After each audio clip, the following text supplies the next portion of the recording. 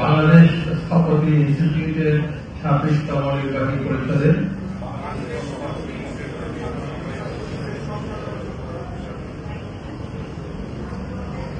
হিসেবে আমার দায়িত্ব যথাযথভাবে পালনে সর্বদা সচেষ্ট থাকি। বাংলাদেশের সুষ্ঠু ও সৎভাবে স্থাপত্য পেশার উন্নয়ন,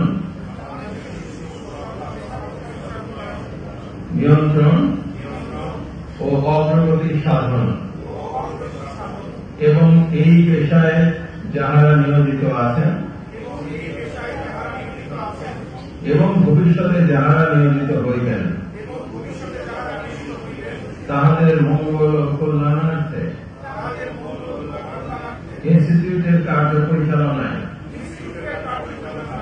নিজের দায়িত্ব যথাসাধ্য পালন করি। এদেশের স্থাপত্য পেশার সঙ্গে সম্পর্কযুক্ত সকল বিষয় এবং পেশার স্বার্থ সংরক্ষণের লক্ষ্যে আমি ব্যক্তিগতভাবে সতর্ক দৃষ্টি রাখিয়া